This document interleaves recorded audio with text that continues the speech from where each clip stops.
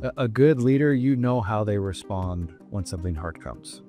Where someone who isn't a good leader or maybe a terrible leader, you have no idea. When you go into work and something bad happens and you're just afraid because you're afraid the boss is just going to lose it on everybody. Like, to me, that's not leadership. With your team and in business functions and stuff, it's a lot more of like a really clear understanding and agreement. And so that expectation isn't there because it's been replaced by agreement. However, you're still dealing with humans. Humans fail and humans forget and humans make mistakes. So it's like have an expectancy that your team is going to mess up sometimes. But if you think about that action, like what's the big deal when your kid spills a cup of milk? Really, what's you got to get up and wipe it down, right? And maybe your kid's got to change his clothes. And at the end of the day, like, is the world over? No.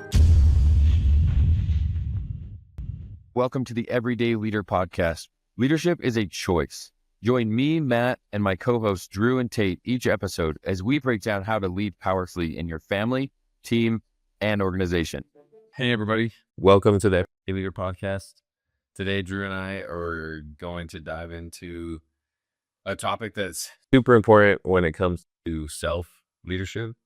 And in our experience, the ability to stay present and to be unrattled is extremely important from a leadership standpoint because it helps you be able to remain in the moment and respond powerfully instead of react emotionally. So I know Drew's had quite a few opportunities lately to practice this, like we all have, and Drew has excelled at not reacting and being unrattled. So excited to get into this today, and we're committed to bringing on people that can shed even more light on this topic. Obviously, it's like a really big topic. It's one thing to say to someone, hey, be unoffendable or be unrattleable. And it's like, yeah, how do we do that? It's a big thing. What first comes to your mind when you think about this idea of being unraveled? It's way easier to say than actually live. Easy to talk about being unrattled than how and the process. Yeah, as I think about it, like even in, we'll talk about some of these instances here in a second, but even as we've talked about just some of the opportunities to choose to be rattled or not that I've had lately, I could probably think of some I didn't say where I did hear. Yeah, where I still got rattled. And so I think at the same time though, like if we're going to look at this through the lens of leadership, like I think people want a leader that isn't rattled easily. Like, people want to look to somebody that when things get hard, they don't fly off the wall and are, there's other words I think we could tie with this, like consistent. Like a good leader, you know how they respond when something hard comes. Where someone who isn't a good leader or maybe a terrible leader, you have no idea. Yeah, you never know. It's like when you go into work and something bad happens and you're just afraid because you're afraid the boss is just going to lose it on everybody. Like, to me, that's not leadership. Like, that's not. Now, is there times where a boss has to get stern or a leader might have to, lay down the law, so to speak? Yes. And I think part of not being rattled is the ability to stay consistent, to stay steady, to kind of stay in a lane, so to speak. Yeah. Stay in like a powerful, responsive state, even when things externally are going crazy. Okay, so like I said, a lot of people here, you bring this up and then it's like, cool, how? So, from your experience, and I can share some of mine too, what does that look like? What anchors you, and how have you been able to have these experiences recently where you're like, yeah, I wasn't rattled? I think it started by being aware of when I'm not. Like, I don't think it's like, oh, I've just all of a sudden when things happen, I don't respond anymore. It's been recognizing all the times in my life when something happened and I've been very rattled or very reactive or very responsive in a way that doesn't work well. And like a little example is why would you yell and scream when your kid spills a glass of milk? But if you think about like that action, like what's the big deal when your kid spills a cup of milk? Like really, what's you got to get up and wipe it down, right? And maybe your kid's got to change his clothes. And at the end of the day, like, is the world over? No. And I've treated times like that like the world's over. Oh yeah. And usually that's like the result. It's not even necessarily the kids spilling the milk that does it. It's like all the agitation in your day up to that point where you have become unrattled or rattled, or rather, excuse me, where you become rattled. And it's I think part of it, one thing that's helped me be more consistent, show up greater as a leader in my home, better as a leader to others, is one, recognizing the times I don't and why that's happened. Like what's going on internally that leaves me in a state where I'm not very powerful. Yeah. So being able to like look at it and go explore, which I think is huge. That's one of the biggest things that many times we don't want to do that. Or it's not natural to do that. It's not natural to go explore. And so here's a couple of thoughts on that I think will serve our listeners. That a lot of times what keeps us from going to look at that and being willing to go say, yeah, what are the times when I lose it and why, is that it's like too painful because there's too much shame. There's too much like, even like guilt's useful, but it moves into shame. And then it's like, it's just better not to go and look at it. So as you consider how you can be more aware and how you can be more willing to go look at the times where you do lose it, remember that all of this thought process and consideration can be framed. You can choose to frame it through the lens of like, well, is it working or not working? Like, and disassociate it with your identity. Cause like, you're not bad if you fly off the handle. That choice doesn't work very good. Like, it doesn't carry what you want, right? You feel bad later. Like, you know, your kids feel bad. Like, it doesn't really create anything powerful or useful. And so, and that's okay. Like, to me, that's allowed me to go look at things that previously I didn't want to, is when I can like give myself a lot of like, just look at it with curiosity and grace and be like fascinated by like, why did I lose it? Yeah. Instead of, can't believe I lost it again, or I shouldn't be losing it, or maybe even worse, I'm justified in losing it. Yeah. Right. Well, I think that's so often the easy, like what's like, well, you know, my wife burned the food and my kids had the house dirty and someone yelled at me at work today. So like I had every reason to lose it tonight. Yeah. Yeah. Which is obviously not, not powerful, but, and again, it's okay. Yeah. To go look at it. That's the first step of being able to see like what's there, is the willingness to go look at it. So I love that you brought that up. Yeah. So,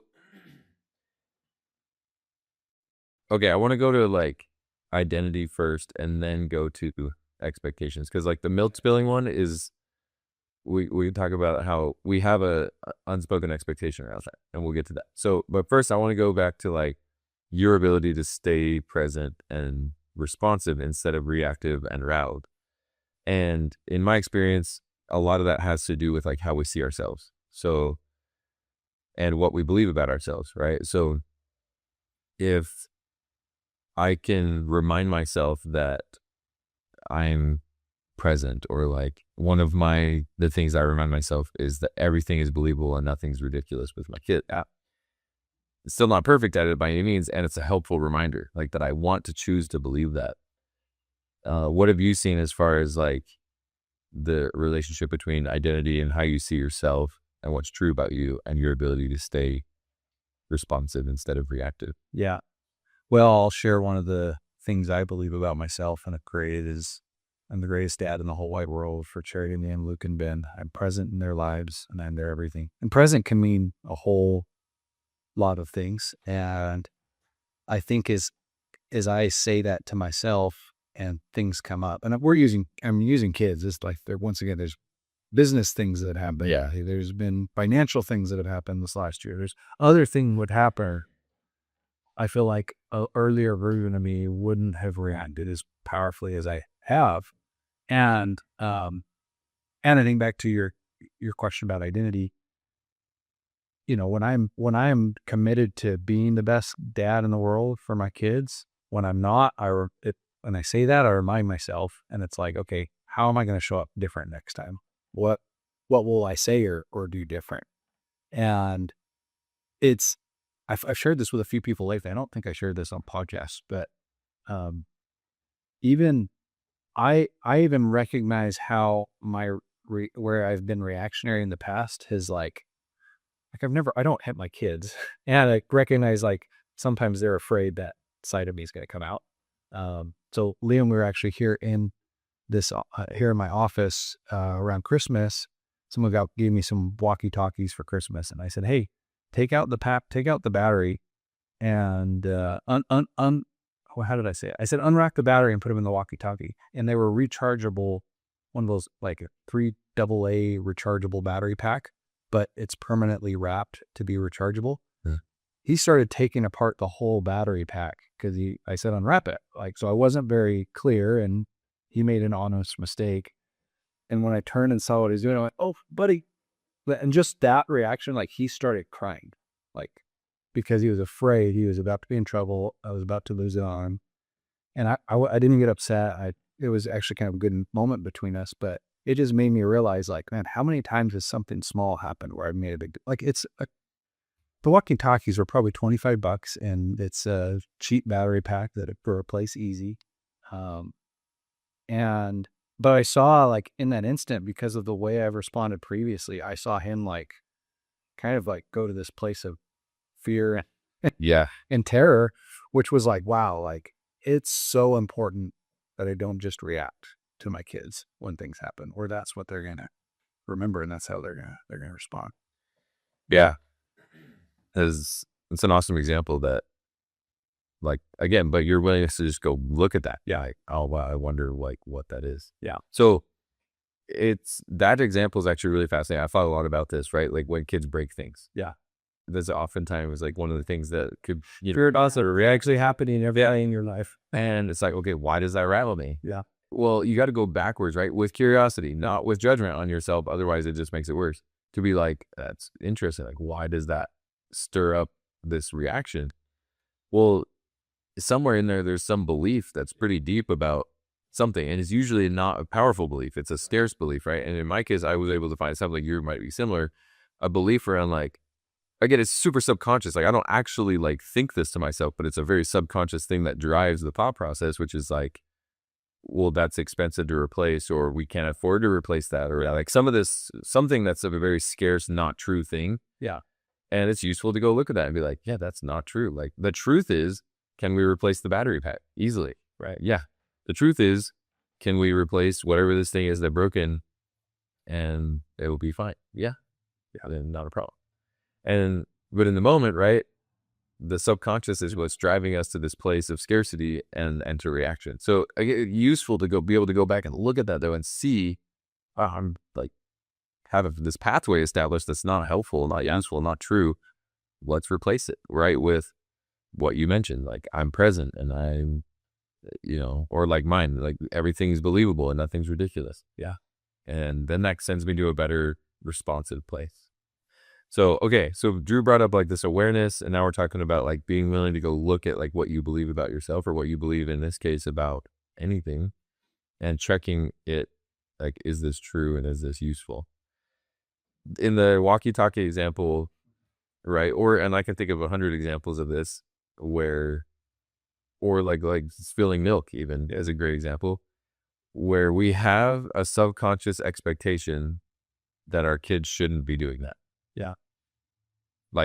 You should be smart enough. You should be careful enough. You should be old enough. You should be, even if we don't say the word should, right? That word's been eliminated from my vocabulary, but it's still I still create these expectations sometimes. They're unspoken. They're very internal for me. And then when that doesn't happen, right? The milk is spilled, the thing is broken, the battery's unwrapped. Yeah. Now I feel even more justified in my reaction, because it's I'm disappointed that my expectation was not met. Yeah. And that's just so dangerous. And I guess it's really useful to go look at what are these random expectations that we have for our team, for our assistant, for our kids, for our spouse, that have probably never even been spoken, or if they have, they've never really been clarified and understood deeply. And then we just give ourselves permission to be disappointed in them, and then validate our reaction. Okay, so if we have a listener, Matt, because I'm not thinking this, but our listener, then Asking for a friend. who's thinking, okay, well, how do you create an agreement around spilled milk? Mm. Yeah. So to me, Let's take like a funny example. Like, yeah, great example. how would you? Great example, right? Because in the workplace, you would go and it would likely be like, or on your team, you'd create like a very clear agreement about this process or about this thing that's happening or not happening. Yeah. So that is no longer an expectation. However, with the milk, it's more of an internal thing, right? Going after what we said before, where it's like, well, I'm just going to create agreement with myself that I don't have an expectation that no one spills milk. In fact, it's actually useful to create almost an expectancy that your kids will spill milk because it happens. I spill milk sometimes, like adults spill milk. Yeah. And then you're not rattled. Yeah. You're expecting it to happen. And then it's like, oh, let's clean it up. Yeah. So just making an agreement with yourself that, hey, when these things happen, this is how I'm going to choose to respond. This is how I'm going to choose to respond. And even, again, like almost creating an expectancy that your kids will break things. Yeah. Sometimes I've said, and I'm evaluating if I want to refine this for going forward, but I've sometimes told myself I want to prepare for the worst, but hope for the best. Oh, yeah. And yeah, if you if you're aware that's a potential outcome is spilled milk or your team missing the deadline or screwing up something for somebody because you made a mistake, like if you expect that can happen, that's less of a big deal when it does. Yeah, exactly. And again, in the, with your team and in business functions and stuff, it's a lot more of like a really clear understanding and agreement. And so that expectation isn't there because it's been replaced by an agreement. However, you're still dealing with humans. Yeah. And humans fail and humans forget and humans make mistakes. So it's like have an expectancy that your team is going to mess up sometimes. Like they're going to not keep their agreement sometimes, and they're going to not fulfill what they said they would do sometimes, and they're going to make dumb decisions sometimes. And it's like, that's really useful because then it keeps you present enough to then go like visit those agreements. And so when someone doesn't keep their agreement, someone doesn't keep their word, once again, to be unrattled or to be steady, whatever term we want to pick, does that go back to having some internal agreements? Yeah, for sure. Right. Because again, and it goes back to like, does this work? Is this useful or helpful? Right. If someone on your team is not keeping their, like if you're creating clear agreements with them and they're not keeping their word, that doesn't work. So now it's a new conversation around like, do you want to be here? Do you want to live our standard? And again, that's a powerful response, not a reaction. You're fired. You're ruining everything. Clean it up or else, right? Like that's a very reactionary response. However, an unrattled leader is going to say, hey, this doesn't work. Yeah. Would you like to figure it out? Or is it just not something that you're wanting to commit to? Yeah. That's a very different, approach than most of our world takes. Yeah. And it's a powerful leadership approach. And it doesn't mean if someone's breaking agreements, you have to keep. No, you really create a new agreement that they're going to go down the road, and that's fine. Right. Yeah. Again, it's all through the lens though of like, does it work for the team? Does it work for the standard? Does it work for the person? And if people aren't keeping their word, like that doesn't work. Yeah. So yeah, adjusting your expectations to avoid disappointment. It's funny though, because my wife, and she would be okay with me sharing this, for years has told me that like her approach to life is very much like, I don't get my hopes up because then if it doesn't work, I'm not disappointed. Yeah. Well, that I like have fundamentally so many problems with that, right? Say, I could say this, then you're just ensuring that it doesn't happen because you're not hoping for it and not believing in it and not creating it.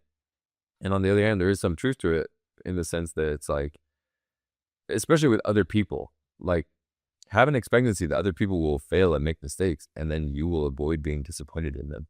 And again, if you're like, okay, but then what do I do if I want something different to happen? Well, you go create a clear agreement. But another principle that's always stood out, or that's I think related to all of this, that's really helped me on how I respond to things, is asking myself, is there anything I can do about it or not? Mm-hmm.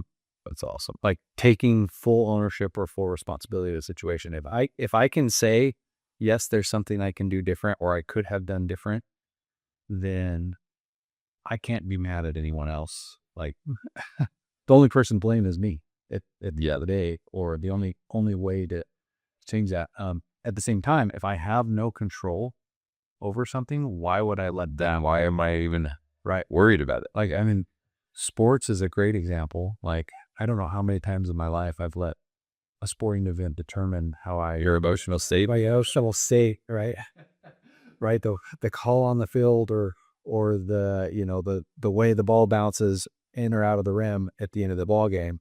And it's like, if you can't, that I found is something powerful too. It's like, I have a choice when something happens. I can just accept it how it is. I can, it's some situations remove myself from it. That's not always possible, or it's change it. Like I can do something to change the situation. And so for example, something like a basketball game, there's nothing I can, I guess I could leave the room and not watch the game. Yeah. And it's like, just accept it. Like sometimes it's okay to just accept something as it is and be okay with it. Once again, easier said than done. And, but if there's something I can do to change the situation, then that's something I got to think about and approach like, hey, next time going forward, what could I do to prevent this? Or how could I respond more powerful? Oh, yeah. Yeah. Okay. So the actionable things we're inviting you to consider are your awareness. So like being willing to, with curiosity and interest and fascination, look at when you don't show up the way you want or when you react in a way that's not powerful. Okay. That's kind of the first thing. And then next, be willing to look at like, well, what am I believing about myself or about the situation that's then impacting my thought process and my action or reaction in this case that has me be rabid. And so, well, I want to share a quote. I was listening to Peter Crone, who's a friend of a friend recently, and he has a quote that he loves to share. He said, "What happened, happened and couldn't have happened in any other way because it didn't." Yeah. And again, talking about this idea of like your beliefs send you down this cascading pathway of like the way you think and the way you act and the way you react. That for me has been a huge anchoring belief. Like, and this is something I invite you to seriously consider.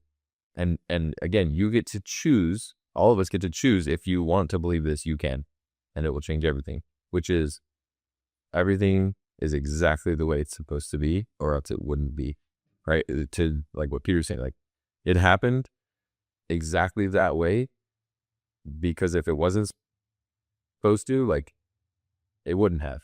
Yeah. And just, again, that doesn't make you a victim of a circumstance. It makes you powerful over your emotions and over the circumstance to then respond to the thing that happened. And that's huge. And we can all choose that, right? Like everything's exactly the way it's supposed to be or else it wouldn't be. Yeah. And if there's events in your past that you feel negativity towards or you're unhappy about, like often it's just because you're resisting something that happened. Totally. Which is like kind of mind blowing. Like if you've never heard that before, like if there's something your spouse did 3 years ago that still bothers you to this day, that's your problem, not hers. Like, that's you not willing to accept that moment happened. Or address it. Right. Or Yeah. Yeah. Right. And so it's like you can accept it, you can leave it, or I mean, you might not be able to leave your spouse, or you can change it. Like you can say, hey, going forward, like let's create an agreement. Yeah. Go address. For example, let's create an agreement of how we will handle these situations going forward. And so, I would challenge you, if you're listening, if there's an event in your past that you're holding on to that's not serving you, that's not powerful, that's not strong, crazy as that sounds, like doing that can actually relieve so much in your life. It can help you be more powerful right now in what you're currently doing. I was talking with a close friend and we're doing some business together. And he just shared with me this last week. He's been telling the story of the business and keeps talking about how COVID impacted the business and all the bad things that happened because of COVID. And he realized, like, I'm telling that story and that's making my story not very powerful. So I just need to accept that that happened and move on and not talk about it again. Like, how many times do we want to take something from our past, and whether it's our ego or because we're a victim, we want to tell everybody this woe is me story about why our life is so terrible because of something that happened to us previously. Yeah, it's just not very powerful. Yeah. That's so to sum it all up, right? You hear us say all the time, leadership was a choice. You always have a choice. And that's the message from today, is that you have a choice. And it's not about being perfect. It's not about being numb. It's not about discounting your emotions. It's about taking responsibility and choosing to respond to the things that happen to you in a way that's powerful and useful. And it's a never-ending journey, which is cool. It's useful for me to look back right now and see great progress. And also, I very much feel a very large mountain still in front of me to continue climbing. And that's exciting. You're never going to get it just right. You're never going to completely master this. And you can greatly increase your response ability and your powerful ability to respond and to be unrattled in the face of challenging situations and circumstances. Yeah, one other thing I'd like to just bring up before we end, Matt, is we talked about this a little bit before, but I think another thing that can help avoid being rattled is recognizing your ego. Is ego involved or not? Oh yeah, wanting to be right will rattle you up so fast. There are a lot of times where when something happens and I'm getting upset about it, it's often because of how important I think I am, the beliefs I have about myself. Do they know who I am? Yeah. Like, and being willing to, not care about how you're perceived or let go of some of that ego or the sense to serve yourself can really help too. Yeah, 100%. Get off being right. And it allows you again to just be like, well, what's best? What works? Is that true? Do I need to take that personally? Yeah. It's a great reminder. Again, you may be listening and be like, cool. How do we get off being right? It's another episode. We'll dive into that more. In fact, I can think of a couple of people who'd be great to have on to discuss that more. Because as a principle, it sounds really great. And in practice, how do you put aside that? How do you get off being right? Yeah. Something we were talking about with some other friends this weekend is your ego isn't your amigo. So yeah, there you go. It doesn't usually serve you to have an ego around yourself, and a lot of hurt feelings that can come when you're always worried about you. Yeah, 100%. Okay, go look at your situations and your circumstances and the way you react with curiosity. Take a look at them. Be willing to challenge what you believe about those situations, about yourself, and choose to believe that everything's exactly the way it's supposed to be and that you are totally capable of responding in a powerful and useful way. And that's what leaders do. Thanks for listening. Today's the day. Thanks for joining us on the Everyday Leader podcast. If you're ready to take your leadership journey even further, subscribe to our weekly newsletter for more insights and practical tips. And don't forget to connect with us on Instagram to stay a part of our growing community. Just follow the links in the show notes. If this episode impacted you, please help us spread the word and share the link with a friend from wherever you're listening.